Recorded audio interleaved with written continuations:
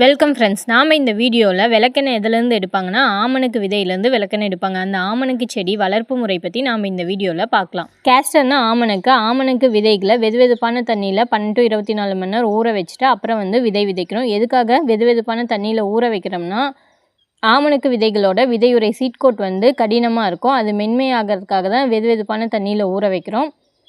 ஊற வச்சா சீக்கிரம் விதைகள் முளைக்கும். 1% பொட்டாசியம் குளோரைட் சொல்யூஷனில் ஆமணக்கு விதைகளை 3 மணி நேரம் ஊற வச்சும் விதை விதைக்கலாம். 1% பொட்டாசியம் குளோரைட் சொல்யூஷன் எப்படி ப்ரிப்பேர் பண்ணுறதுனா 1 கிராம் பொட்டாசியம் குளோரைடை 100 ml தண்ணியில் கலந்து அதில் ஆமணக்கு விதைகளை போட்டு 3 மணி நேரம் ஊற வச்சுட்டு அதுக்கப்புறம் விதைகள் விதைக்கலாம். வயலில் ரிட்ஜஸ் அண்ட் ஃபரோ மேட்டுப்பாத்திகள் அமைச்சு மேட்டுப்பாத்தியில் 4 to 6 சென்டிமீட்டர் ஆழத்தில் 1 இல்லை 2 விதைகள் ஊனணும். ஒரு ரோக்கு இன்னொரு ரோக்கும் நடுவில் 90 to 120 சென்டிமீட்டர் இடைவெளி விடணும்.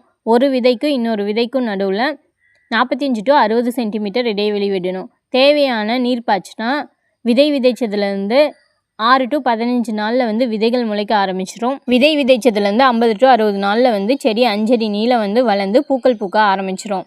60 to 90 நாளில் பூக்கள் பூத்துரும். 120 நாளில் நாம் முதல் அறுவடை செய்யலாம். காய்கள் பச்சை நிறத்தில் நல்ல பழுப்பு நிறத்தில் ப்ரௌன் கலரில் மாறினதுக்கப்புறம் நல்லா காஞ்சதுக்கப்புறம் காய்களை அறுவடை செய்யணும். 120 நாளில் முதல் அறுவடை செஞ்சதுக்கப்புறம் 3 to 4 வாரத்துக்கு ஒரு முறை நம்ம மறுபடியும் அறுவடை செய்யணும். 3 to 4 முறை நம்ம காய்கள் அறுவடை செய்யலாம்.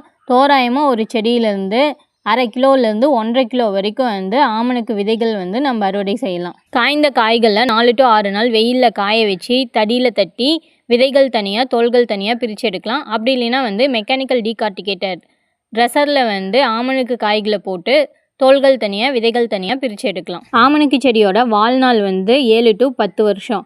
அது ரகத்தை பொறுத்து மாறுபடும். ஹைப்ரிட் ரகமாக இருந்தால் 7 வருஷம் வரைக்கும் இருக்கும். 5 வருஷம் வரைக்கும் தான் அதிக மகசூல் தரும். 3 to 5 வருஷம் வரைக்கும் அதிக மகசூல் தரும். அதுக்கப்புறம் மகசூல் குறைஞ்சிரும். நன்றி.